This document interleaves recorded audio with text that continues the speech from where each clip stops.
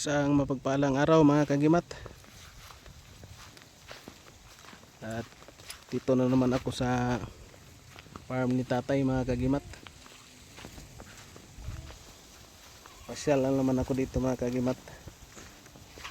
Dito si tatay ngayon sa kanyang farms. Ayan si tatay. Yan yung area ni tatay. At mayroon na naman ako mga kagimat na aking papakita sa inyo mga kagimat na aking hawak na kakaibang mutya mga kagimat na papakita ko sa inyo mga kagimat.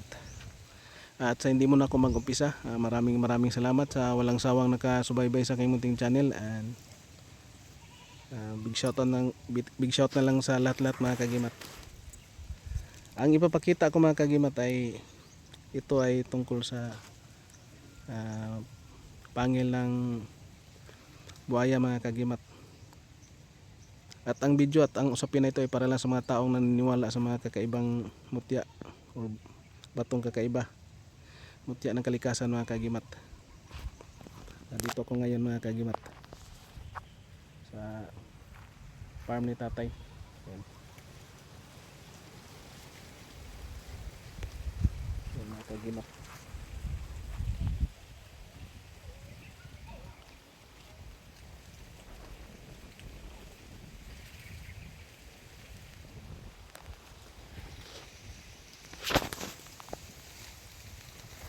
Ang ipapakita ko mga kagimat ay kung maniwala kayo hindi, ipapakita ko sa inyo mga kagimat yung totoong pangil ng buhaya mga kagimat. Yan, ginawa ng kwintas mga kagimat. Yan, ito yung original na pangil ng buhaya mga kagimat. Yan, yan mga kagimat. Mapapansin natin mga kagimat yung grano niya mga kagimat. Yan, ito ay pangil ng malaking buhaya. Yan mga kagimat, ginawa ng kwintas mga kagimat.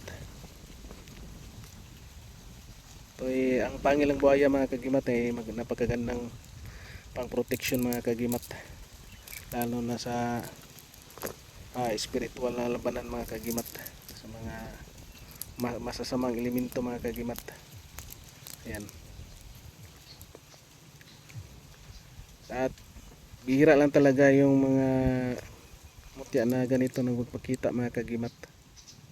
Ito ay tsamba na kuha ko mga kagimat, nabigay sa akin mga kagimat. Yan, ang original na pangil ng buhaya.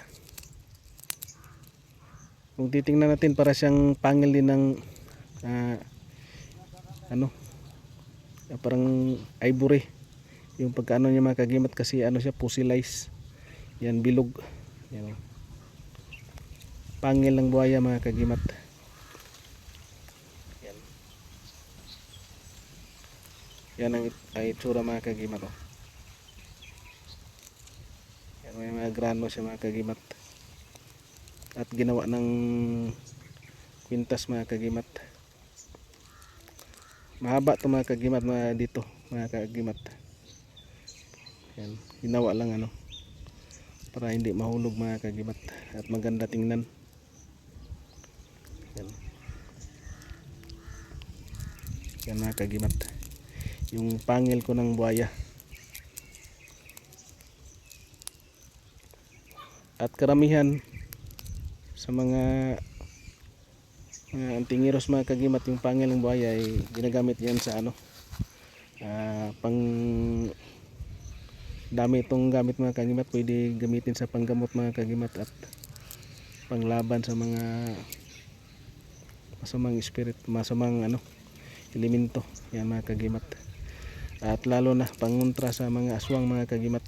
Yan ang sabi ng nagbigay sa akin ito mga kagimat. Yan,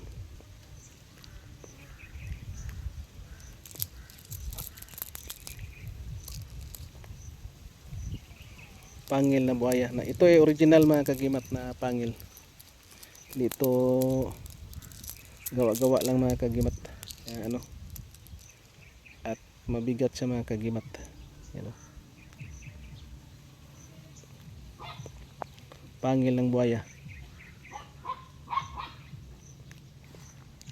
Yan mga kagimat, yan sa tatay sa taas. Giga sa tatay kasi pagod sa tatay. Galing sa bago lang sila galing sa simbahan ni nanay.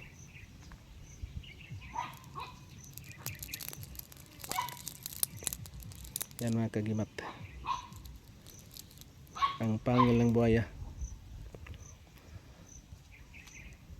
At maraming salamat, and big shout out na lang sa lahat-lahat na aking mga kaibigang mahilig sa mutya. And please like, share, comment, and subscribe mga kagimat. And thank you for watching. And God bless ating lahat mga kagimat.